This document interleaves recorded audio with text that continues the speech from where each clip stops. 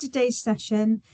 So my name's Elaine Philpott, and I'm one of the Creative Careers advisors here at UCA, and I'm based at Epsom.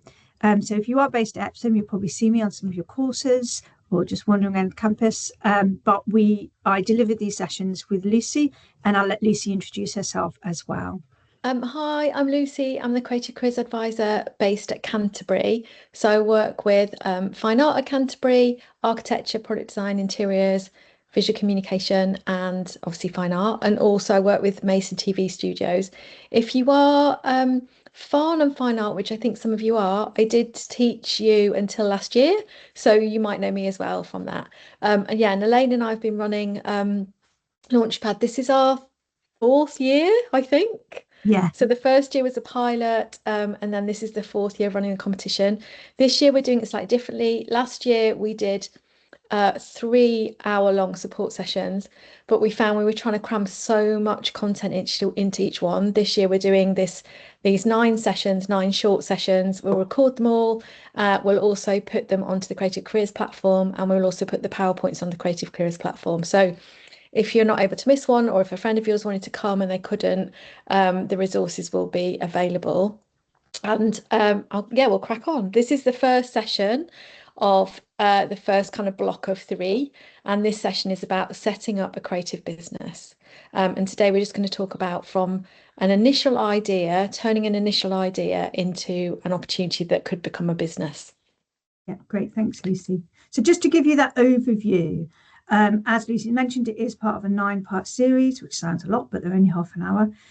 So you can get an outline of what they look like here, and I'll talk you through that in a moment. But the first session highlighted, you can see, is getting a business started. So we're talking about, do you have an idea? If you don't, how do we get an idea? And if you do, how do you transfer that idea into something that could potentially be a business? So all of our sort of 9 sessions are based off the Nesta Creative Enterprise Toolkit. Why did we choose this? So it's something that is designed specifically for people that work within the creative industries. So it's sort of case studies, it's examples, it's all the sort of downloadable resources that you can use that all aim specifically at anyone that's working in the creative industries. So that's why we based it off that. It's sort of got 3 core elements to it. So the first one is sort of setting up a business. The second one is making your business work, and that's in a couple of weeks. And the third one is engaging with customers, and that's in a few weeks as well. So we'll start with the first one. You can download this. We'll put the link in. Maybe Lucy, you might be able to do that. Put the link in for I'll put it into the chat. Enterprise, toolkit. It's a really great resource. You can download it or you can print it out, and you can work through all the different examples. So these sessions are based off that. You can sort of go into a little bit more detail if you need to. So setting up a creative business, you have an idea and you think it's easy to execute, but it's not necessarily. You need to evaluate it and analyze it before executing. Feel like an engineer, and that's what the toolkit toolkit taught me. So it's just a quote there of somebody that used it and has gone through that process. Yes, it's a great idea, but I really need to sort of put it together in a way that turns it into a viable business. And that's what we're going to look at today. So setting up a creative business, turning an idea into an opportunity. We're going to look at generating ideas. You might be on the call today and you're thinking, I'm really entrepreneurial. I'd love to run my own business. Just not quite sure where to start. I've got lots of different ideas, or I don't have a specific idea, but I know I've got the skills to be able to and the passion to be able to set up a business. Understanding the difference between a good idea and a viable business idea, very, very important. Begin exploring your market and competition. We'll go into a lot more detail about that in the next sort of few sessions coming up over the next few weeks. And really important is that sort of element of moving from personal ideas, things you like. It could be a great student project. It could be something you're really interested in, to a business idea, things that customers need and value. So that's that sort of really key element, that shift into the customer and thinking like a customer or thinking about your customer. So starting a business can be exciting and quite daunting at the same time. It can feel a little bit overwhelming. Where do you start? Especially if you're from a really creative course, how do you sort of understand business? And once you get more familiar with business language, that kind of terminology, the things that you will learn on your course, you'll have certain language that you use that I might not even be familiar with. That's a part of your course, a part of your creative practice, your industry, the area you specialize in. And business is no different. So learning a little bit about sort of business terms can be really helpful.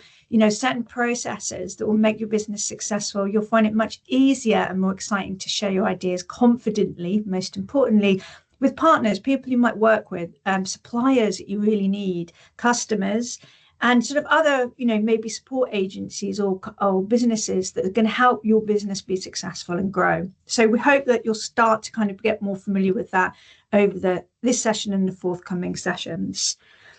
So I think is it me now, yes, Elaine? Lucy, jump in, please. Yeah. So what we're going to talk about now is kind of what makes a business idea. So you might have a really good idea. Maybe you make ceramics as part of your course and you've maybe sold them at the student markets and a few people have bought them and you thought, oh, actually, I've got this idea. People seem to like them. I think maybe I could sell them. Maybe it's a business idea. But the thing that you really need to think about the difference between an idea and something that people say that they like. A business idea is really something that solves a problem or meets a need or delivers value to someone willing to pay. And it's that willing to pay element that's really key. For a business to be viable, it needs to make enough money for you to kind of to pay for itself and some more, which would be profit. So this is kind of the difference between an idea, which is nice, and some people say, I'll give you some money for it, and a business which actually, the time that it takes maybe for you to make something, you can sell the product for more than that, and that's really important. It leaves to value. So a good way to think about when you're setting up a business is, is there a problem that myself and a lot of other people I know have? Could I develop an app or a product or a service that solves that problem? That could be really helpful. So, as an example of this, you might think, okay, there didn't used to be, when I was a child, there didn't used to be very many cleaners who cleaned people's houses because lots of women were still working from home and were just housewives. And then now there are loads of cleaners because lots of couples go out to work and they need someone else to clean their house. That would have been a problem. Maybe it meets a need, or maybe it delivers value. So, and value can be that somebody buys something because they think it's really beautiful and it enhances their life. But the difference between an idea and a business idea is this kind of financial element and really investigating what does your product or your service do. Thanks, Elaine. So essentially, it's important to think about the difference between the fantasy. Oh, if I've had an idea and I think this doesn't work very well, I could do something to improve it. Wouldn't it be great if I've got this idea? Would it be better if, this is the kind of stage that probably you're at the moment, where maybe you've got an idea for a business and you haven't really explored it, or maybe you want to be self-employed later on and you're thinking, I'd love to do this. It's not a negative that it's a fantasy. It's just at the moment, there's no kind of really reality attached to it. Later on, when you go through this process with us and when you're developing a business, you'll become a little bit clearer about the vision. And in fact, we're going to be talking about that tomorrow, which is really good. You're kind of clearer about what the business will do and who it's for and who's going to pay for it. And that's quite important. And then after that stage, when you've kind of worked out what you're going to do, you can actually test your idea and see, is it sustainable? Do enough people pay for it? You can do market research. You can see who you might need to partner with. So these kind of stages of putting together a business idea are quite key. Taking something from just a good idea that's maybe floating around in your head, clarifying it with kind of a clearer vision of what the business will offer and what it will do, and who will buy from it. And then actually testing it and seeing how it would work are really useful to think about. Thanks, Elaine. So there's some questions you can ask to help you clarify your idea. What is that I do, and why should my customers care? And also things that are interesting are is there a need for what I'm offering? Either there's a clear need for your product or service, or you need to create one. Occasionally, there are products or services which actually we don't need, but we want them because the marketing is so strong. And so that's two ways of doing it. Either somebody needs something and it's helping them or enhancing their life, or they buy into it because the branding and the marketing is kind of so charismatic. And either of those things work, but basically you're providing a new or improved solution for a need. Is there going to be enough demand? Do enough people want this? And, can I get sufficient reward from it? Can I make enough money from this business idea to make it worth my time and worthwhile doing? Thanks, Elaine. So if you haven't, just out of interest, could you do a thumbs up on the call if you have got a business idea? I think that would be really helpful. Or write it in the chat. Sorry. Yeah. Anyone got a business idea already? Okay. So I'm taking it. Oh, some people have. Okay. If you've got a business idea, could you write it in the chat? That would be great. Yeah. If that's all right. Or if you feel happy to talk about it, you can do that as well. If you haven't got a business idea, but you're just interested, that's absolutely fine as well. I just want to try to find out where we're at. Yeah, if you can type your idea in the chat, that would be really good. Can see Ruby's typing away.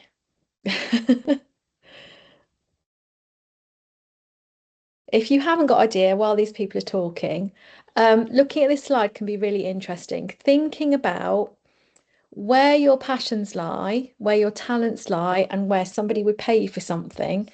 That kind of part in the middle here, I don't know if you can see my cursor, probably not, but the part in the middle where those things overlap is actually where you might be able to make some money. DIY art kits based on lenticular art. That sounds really interesting. I don't even know what lenticular art is, but it sounds great, but I love that idea. I already have a painting and decorator business. However, I want to move into murals. Fantastic. That's really exciting. Ruby's still typing.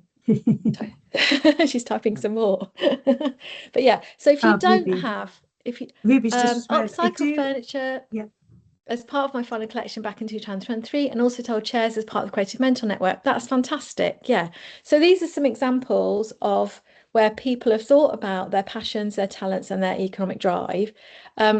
Essentially, in the middle of this triangle, these kind of three circles, the middle point is where you'd have a successful business. Something that combines your passion, something that combines your talent, in other words, your skill, and you can do it really well. For example, I'm passionate about music, but I cannot sing, so that wouldn't work as a business. So it's something you're passionate about, something you have talent and skill in, and something which would make you money is going to be a really good business idea. So you need to balance it, and it's quite important. If you do a business which is driven just by passion and talent, and it isn't commercial, i.e., nobody really wants to buy into it, it's not going to be sustainable. If your business is motivated just by economic drive, and isn't kind of, you don't have passion, it's not innovative, it's not going to be that kind of, it won't have that much long-standing possibility, and you won't maintain motivation for it as well. So it's about having a balance between all of these things to kind of make your business work. Yeah, and I'll back that up actually, Lucy. That's where the sort of creative element comes in, isn't it? Yeah. And definitely. I actually witnessed businesses, and often when you see businesses sort of disappearing, really well known big businesses that you would have seen on the high street, big international businesses, they just sort of suddenly collapse or they disappear. It's always because they don't innovate, they don't stay current, they lack creativity. So that creative element, which also comes from your passions, is so important to the sustainability and long-term success of your business. Thanks, Elaine. Okay, so what kind of business do you want? Don't want you to worry too much about this, but it's interesting to kind of think about it. These are the different statuses of being self-employed in the UK.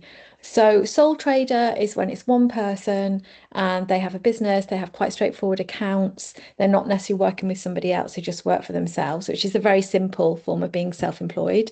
Quite a lot of freelancers are sole traders. If you're initially starting a business, this would probably be you. A partnership, it's as it says, it's two people working together. When companies become more established and are usually earning enough money to register for VAT, which is 60,000 plus, and maybe are starting to hire and have employees and maybe have kind of proper premises that they work from that are larger, then you might want to become a limited company. It would make sense for you. Community interest company are companies who are usually supported by local councils and grants, and basically part of their funding comes from local councils or charity organisations who, and what they have to do is give back to a community. So they're funded partly by local councils. So they can be profitable, but what they're essentially set up to do is support a community and invest in them, and they receive funding for that. A social enterprise is a similar business. It can be any kind of business, but it's when the profit from the business goes back into a community or doing good. And a lot of students come up with ideas relating to this. So you pay yourself, you pay your costs, and then you use the rest of your profit to support a community. Sometimes it's a community of makers, sometimes it's a group of people, but you have a social enterprise. A cooperative is a group of people, and this is actually a very old form of business. And it's a group of people who run a business together for their community. And traditionally, a lot of these were set up in the north of England in the kind of 1850s when people were delivering milk. And even the co-op now, Co-op supermarket, is called that because of this. And a co-op is where you don't have a hierarchy in a group of people together. All the people are equal members and they all take equal shares of profit. Actually, John Lewis and Waitrose is partly a co-op because when you work for John Lewis and Waitrose, you are a shareholder and you all take shares. So that's a kind of co-op. That's a very, what should I say? It's a very kind of established, long-term, complicated co-op. But yeah, co-op is where it's a group of people and they all have equal standing and equal say. Sometimes in a co-op, it can be slow for things to happen because everyone has to vote and agree. But they're really useful ways of working, and I think quite beneficial actually, particularly for creatives. A collective is where the people who are working together might be sharing a space and sharing rent together or sharing resources or equipment, but their businesses are separate. So they might have some collective resources. Maybe it's a space, a studio space. It might be sharing a print studio or dye labs or computers, but that's all that they share. Their profits are separate and they're running separate businesses within a kind of group environment. So thinking about... Yeah, that can work quite well as well for creatives because, often clients will come to you and want the same things. I mean, this is not a creative example, but for example, I've recently hired somebody who is a carpenter to redo windowsills in my home, but I also need a painter and a decorator. So they work together, and they often share. So you might get an interior designer that works with a landscape architect, for example, and they might work as a collective and promote themselves that way, even though their businesses might be separate. So they can be quite successful for creatives as well. Yeah, that's how it works. Whereas if the landscape gardener and the interior designer were together in a co-op, they would equally share their profits. Does that make sense? But anyway, they're both ways of working together in a group. So that's how that works. Yeah. And I think these are helpful just to have a look at, to think actually, what might be the benefits, or to at least be aware of. There'll be different people on the call today, coming from different backgrounds. It might be a group of you. There might be several people that are working on a project together, an idea together.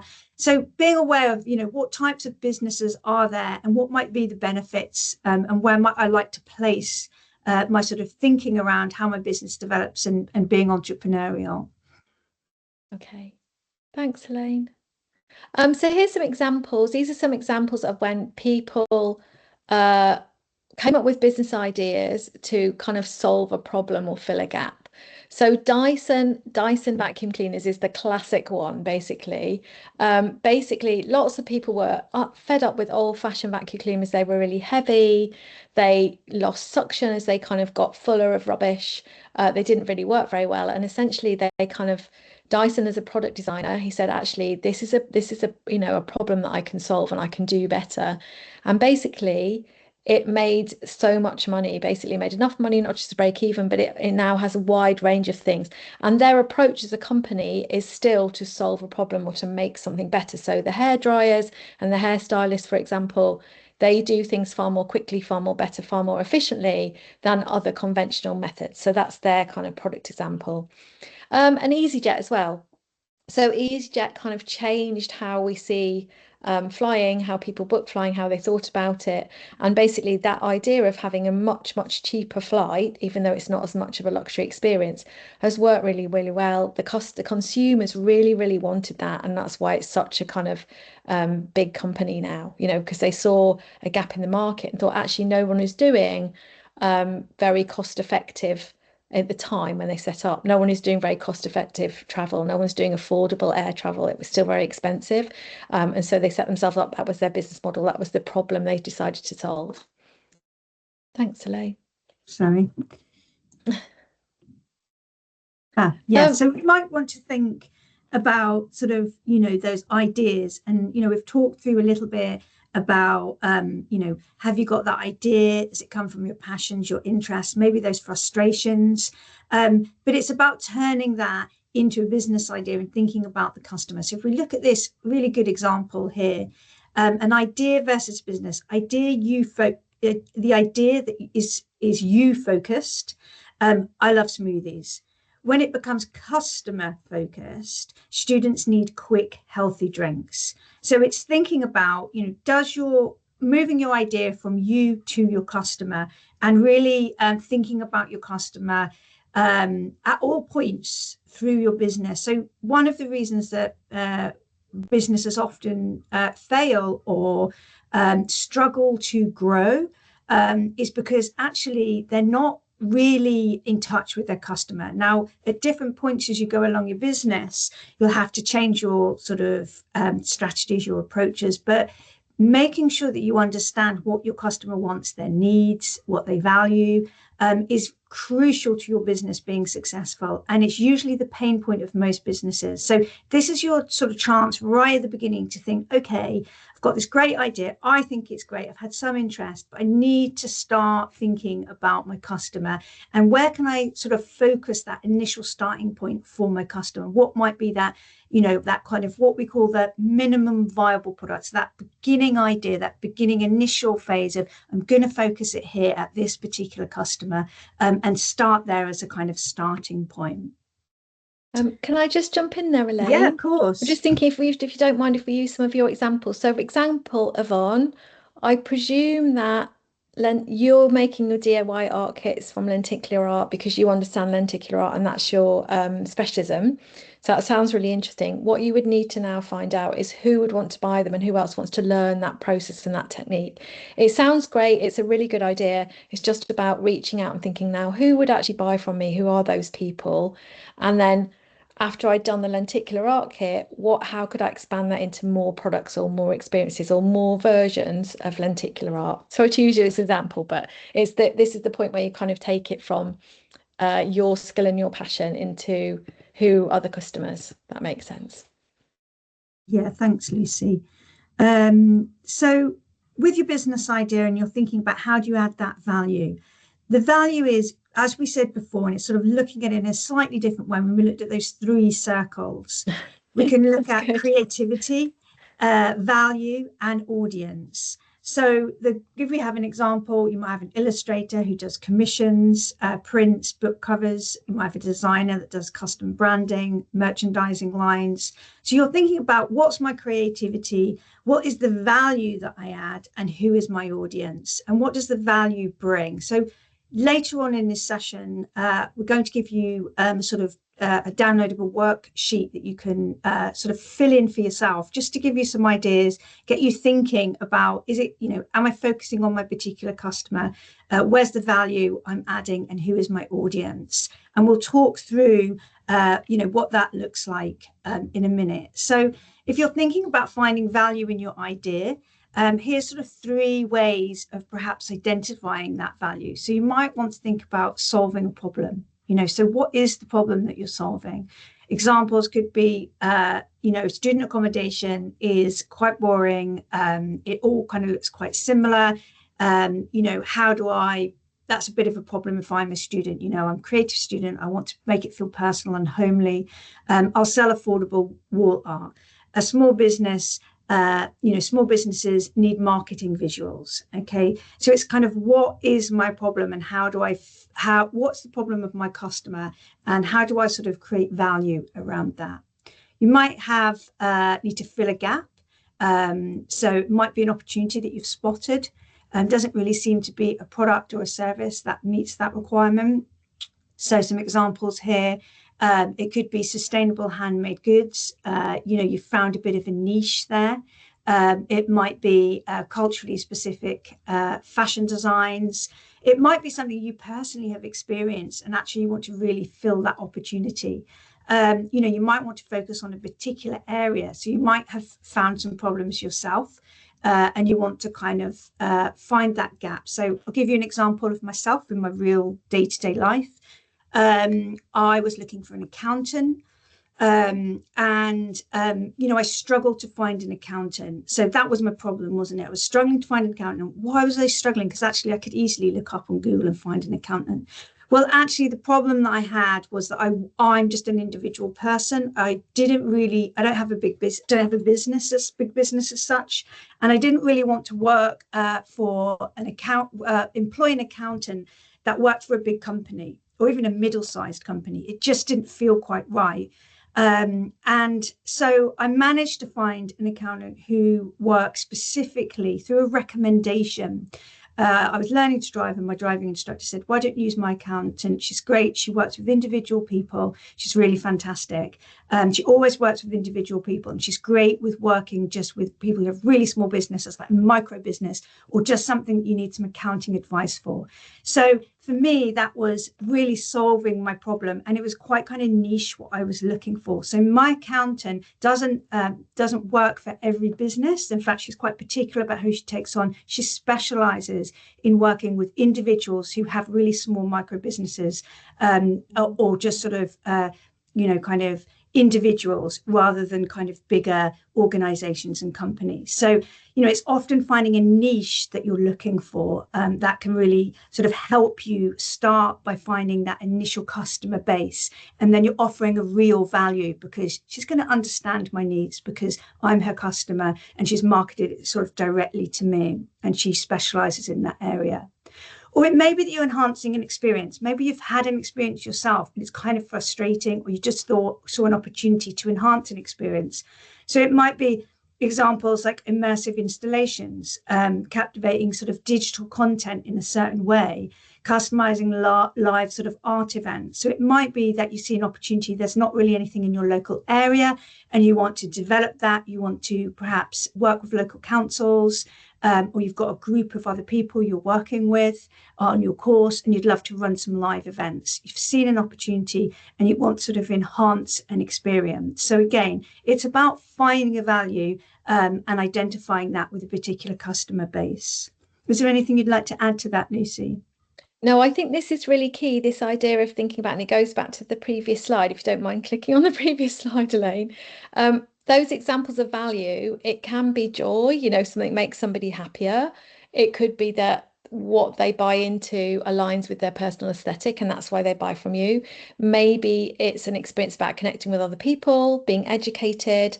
It responds to your identity, or it gives you freedom and an escape from day to day. So those are also ways of value. It's not necessarily always to do with something very tangible, the reason that we buy things and we want them. Thanks, Elaine. Yeah, absolutely.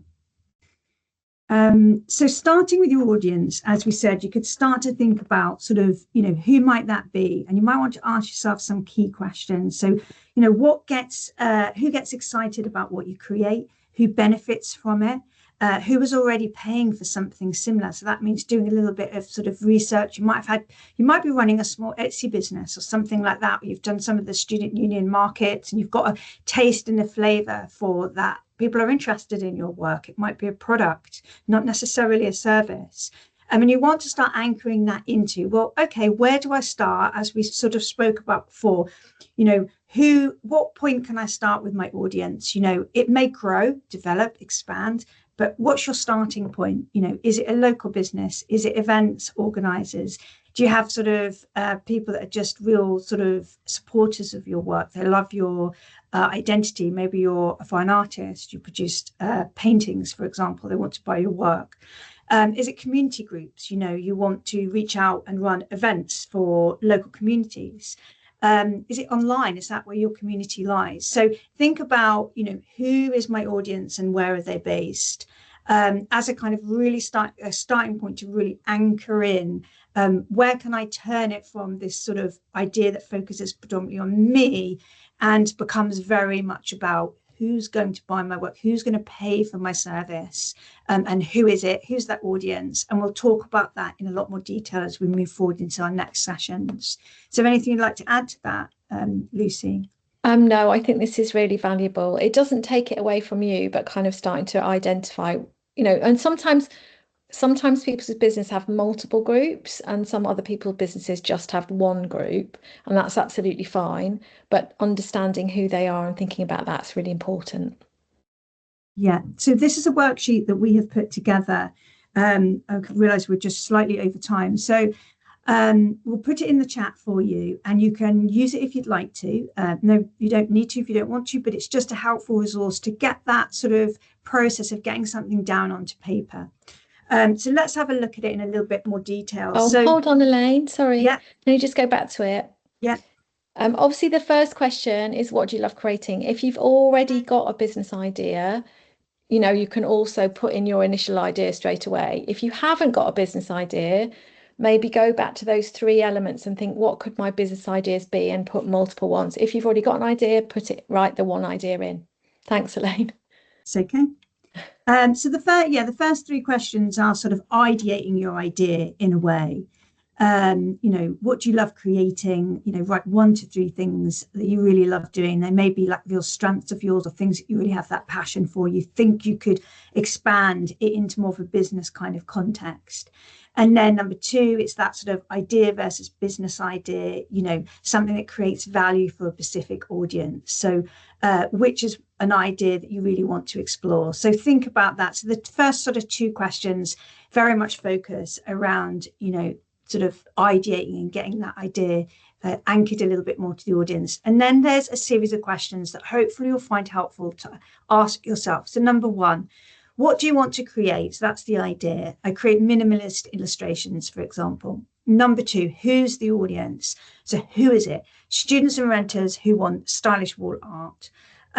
Value, how does it help them? Why would they buy it from you? What's their motivations? It's affordable, it's aesthetic decor, that's easy to swap out. So, really anchored it into that audience there.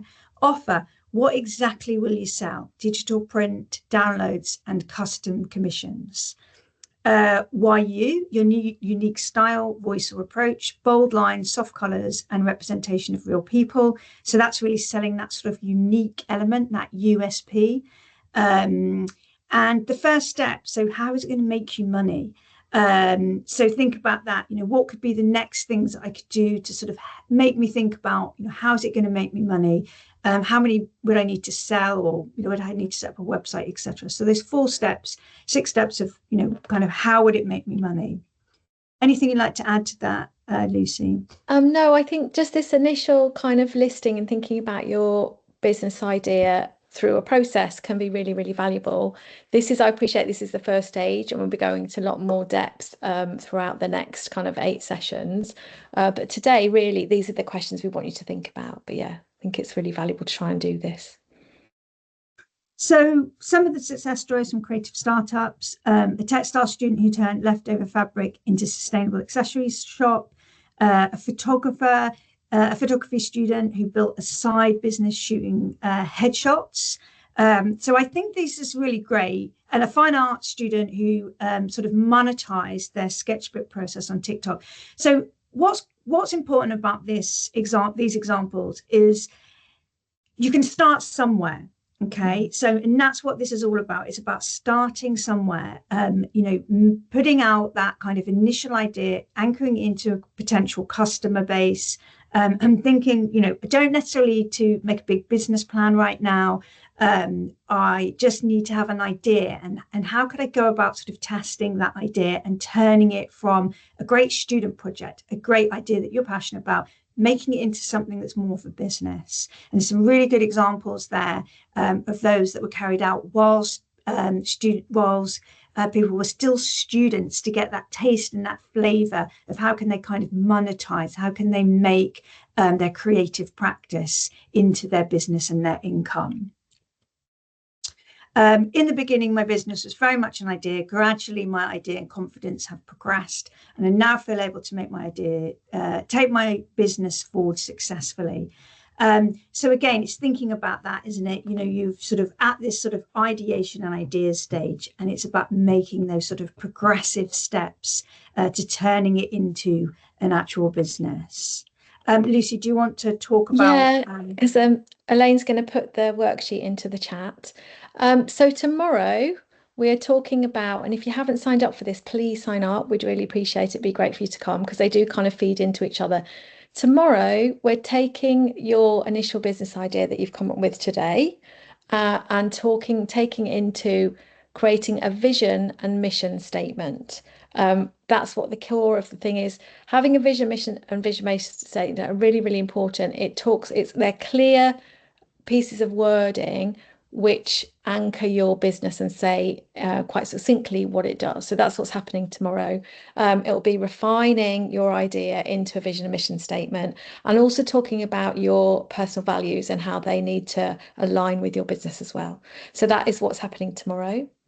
Thanks, Elaine.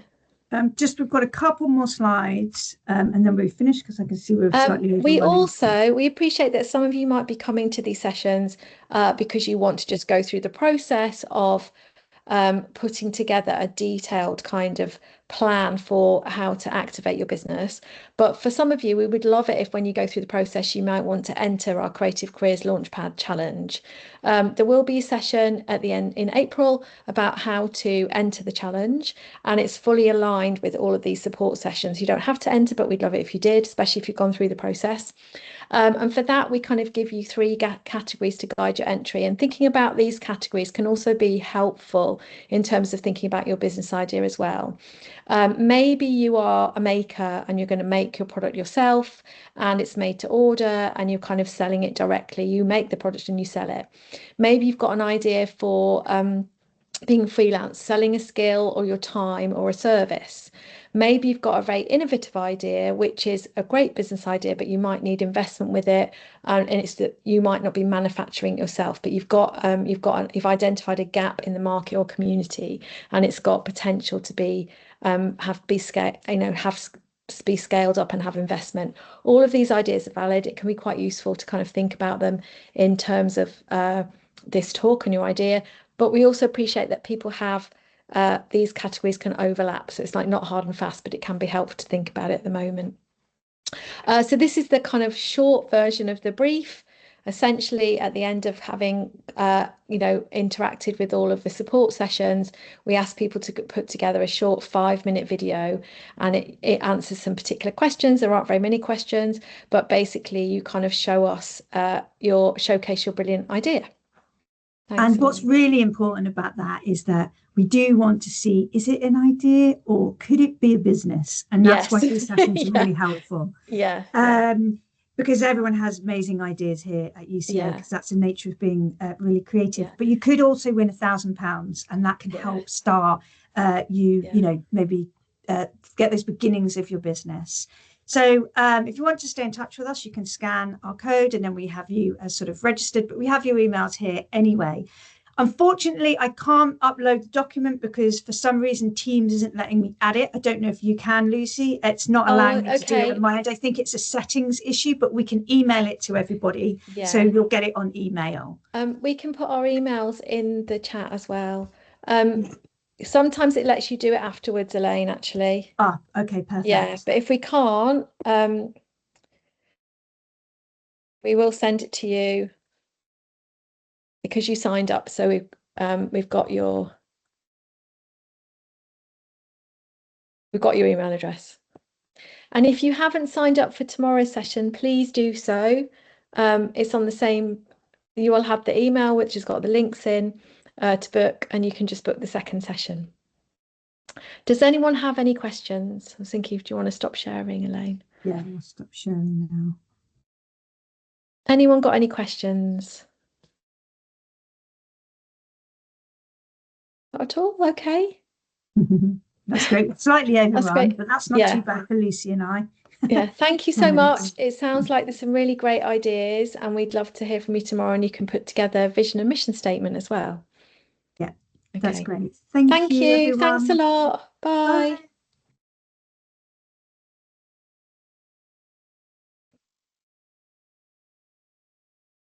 Oh, that's great. Thanks, Ruby. Thank you. Thanks, Quinn. Thanks. Thanks, Yvonne. Thanks, Rebecca.